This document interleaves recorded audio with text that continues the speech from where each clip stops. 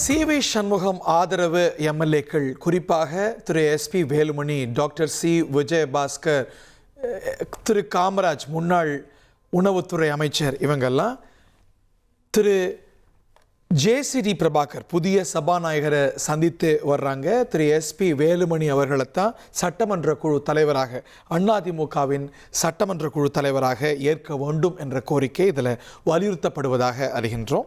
நம்முடைய திரு பொங்கலூர் மணிகண்டன் அதிமுக ஆதரவாளர் நம்முடைய இணைந்திருக்கிறார். உங்கள் நிலைப்பாடு என்ன சார்? சிவிஎஸ் வழங்கவா, இபிஎஸ் வழங்கவா? இல்லை சார், அதிமுகவை பொறுத்தவரையில் தொண்டர்கள் விரும்பாத செயலை செய்கின்றார்கள். இப்பதான் ஒரு 2021 பிறகு ஒரு பெரிய சிக்கலிருந்து விடுபட்டு மீண்டும் இன்னொரு சிக்கலை ஒவ்வொரு 5 ஆண்டுக்கு ஒரு முறை இதே மாதிரி சிக்கல் உருவாக்கி தொண்டர்களின் சோதனை செயலையே மூத்த நிர்வாகிகள் செய்கிறார்கள் என்று இளைஞர்கள் கொந்தளிப்பா இருக்காங்க. நீங்க சோசியல் மீடியா பாத்தீங்கன்னா இளைஞர்கள் போற கருத்தை மட்டும் பாருங்க, வேற யாரும் வேண்டாம். பொதுமக்கள் அது கட்சி தொண்டர்கள் யார என்ன சொல்றான்னு பாருங்க. அந்த கருத்துக்களை அவர் தயவு செய்து அவங்க கேட்கணுங்க. வெறுமனே யாரோ 4 பேருக்கு மந்திரி பதவி, 4 பேருக்கு எதிர்காலம் சிறப்பாக அமையும் என்பதற்காக ஒட்டுமொத்த கட்சி எதிர்காலத்தை பால்படுத்துவது மிகப்பெரிய ஆபத்துங்க. இது கட்சிக்கும் நல்லதல்ல, கட்சி தொண்டர்களும் இது விரும்பல. அதை திடீர்னு செயலியே இந்த வாய்ப்பு கொடுத்தாங்க. திரு எடப்பாடி பழனிசாமிக்கு உறுதுணையாக இவங்கெல்லாம் இருந்தாங்க, தொடர்ந்து இருந்து வந்தாங்க. தொடர் தோல்வி அப்படின்னு வரும்பொழுது தான் இந்த நிலைப்பாடு எடுத்திருப்பதாக அவங்க சொல்றாங்க. அதை கூட அவங்க காரணமா முன்னிறுத்தல. திமுகவோடு கைகோர்க்க போனார். அது எங்களால எப்படிங்க ஏத்துக்க முடியும்? அதிமுக தொடங்கப்பட்டதே திமுக எதிர்ப்புகளுக்கு தான். அதை அவர் காம்ப்ரமைஸ் பண்ணும்போது எங்களால பொறுத்துக்க முடியல, நாங்க அதிர்ச்சி அடைஞ்சிட்டோம் அப்படிங்கிறாங்க. இது உண்மைக்கு மாறான செய்தி. அப்படி திமுகவுக்கு ஆதரவு சொல்லியிருந்தாருன்னா இதே பிரஸ் மீட் அன்னைக்கு கொடுத்தீங்கன்னா வரவேற்கலாமுங்க, ஏத்துக்கலாம். அன்னைக்கே பண்ணல, அப்ப இன்னைக்கே சொல்றீங்க? அன்னைக்கு யோசிச்சுட்டு இருந்தாங்க, இன்னைக்கு பேசிட்டு இருக்காங்க. அது எப்படிங்க? அப்போ இவங்க ஒரு 4-5 பேர் மந்திரி ஆகிறதுக்காக ஒட்டுமொத்த கட்சியும் கொண்டு மாறி மாறி நீங்க அடைய வைக்க முயற்சி சொன்னீங்கன்னா கட்சி தான் பாதிக்கும். அதாவது விஜயோட சேர்றோம்னு சொல்றாங்க, அதிமுக ஆட்சி கொண்டு வந்து அம்மா ஆட்சி கொண்டு வந்து சொல்றாங்க. எப்படி கொண்டாடுவீங்க? விஜயோட கொண்டு முடியும்?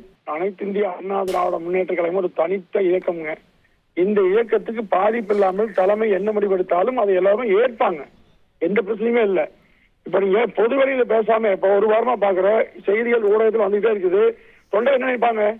எந்த கருத்துமே வெளியே வரல, என்ன நடக்குன்னு தெரியும், எல்லாமே குழம்பிட்டு இருக்காங்க. அப்ப இந்த குழப்பத்துல போயிட்டே இருந்ததுன்னா கட்சி தானே பலகீனப்படுங்க. ஓகே, ஒரு சின்ன திருத்தம். திரு எடப்பாடி பழனிசாமி அவர்கள் சபாநாயகரை சந்திக்க நேரம் கேட்டிருப்பதாக தகவல். புதிய சபாநாயகர் திரு ஜேசிடி பிரபாகர், அவரை சிவி சண்முகம் ஆதரவு எம்எல்ஏக்கள் சந்தித்து வர்ற நிலையில சபாநாயகரை சந்திக்க திரு எடப்பாடி பழனிசாமி நேரம் கேட்டிருப்பதாக தகவல். திரு மணிகன், உங்களுக்கு நல்லா தெரியும், திரு இபிஎஸ் அவர்களுடைய பிறந்த நாள் இல்லையா இன்னைக்கு? ஓகே ஓகே, சரி சார். இந்த மாதிரியான குழப்பங்களை திரும்ப திரும்ப பண்ணா நீங்க யாரை முன்னெடுத்தீங்க? இப்போ எடப்பாடியார் தான் அதிமுக முகமா மாறிட்டாரு. இப்ப புதுசா கொண்டு வந்து எப்படி செயல்படுத்துவீங்க? பட் அவங்க கூட அதை சேலஞ்ச் பண்ணலையே. எங்க பொதுச் செயலாளர் எடப்பாடியார் தான்ங்கறாங்க, எடப்பாடியார் தான் பொதுக்குழு கூட்டணும்ங்கறாங்க. அது சரி. ஒரு செகண்ட் கேள்வி. இப்ப தாவேகாவை ஆதரிக்க போகிறோம் என்று ஊடகத்தை சொன்னீங்க, யாரை கேட்டு முடிவு பண்ணீங்க? பொதுக்குழு கூடிச்சா 30 பேர் 20 பேர் 10 பேர் முடிவுன்னா அது ஒட்டுமொத்த முடிவா? எப்படி யாரு தெரிஞ்சது? பெரும்பான்மை சட்டமன்ற உறுப்பினர்கள் நிர்வாகிகள் கூடி முடிவெடுத்தாங்க. 30 பேர் சேர்ந்தா என்ன வேணா பண்ணலாம்னு சொன்னீங்கன்னா அப்ப எந்த கட்சியுமே எதுவுமே இயங்காதுங்க. இல்ல ஏதோ 30 பேர் இல்ல, அவங்க சட்டமன்ற உறுப்பினர்கள் இல்ல, அவங்க இந்த இயக்கத்துடைய முன்னோடிகள் இல்ல, அவங்க ஒரு 30 தொகுதிக்கு எம்எல்ஏ, அவ்வளவுதான். கட்சியுடைய மொத்த நிர்வாகம் பொதுச்சாக இருக்குங்க. பட் நீங்க சாதிக்கலி ஜட்ஜ்மெண்ட்டை பார்த்திருப்பீங்க.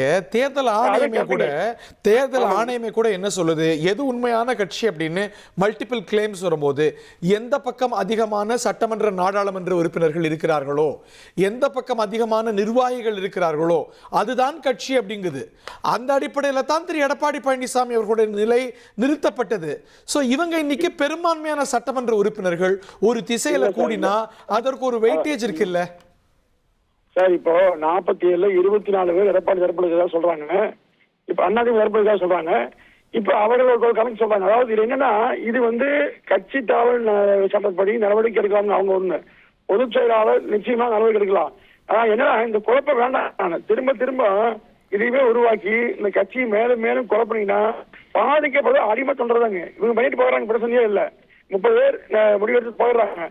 ஆனா பாதிக்கப்படுறது அடுத்த தலைமை கட்சியை நம்பி வந்தவர்கள், கட்சிக்காக உழைத்த இளைஞர்கள் எல்லோருமே இந்த கட்சி செய்கிற ஒவ்வொரு செயலையும் பார்த்து கூச்சப்படுறாங்க, அச்சப்படுறாங்க, வெட்கப்படுறாங்க. 1,28,00,000 மனங்களை வென்ற தந்தி டிவி யூடியூப் சேனல். தவிர்க்க முடியாத தம்ப்நெயில், கலக்கலான கான்டென்ட்ஸ். நீங்களும் இந்த குடும்பத்தில் இணைய இப்பவே சப்ஸ்கிரைப் பண்ணுங்க.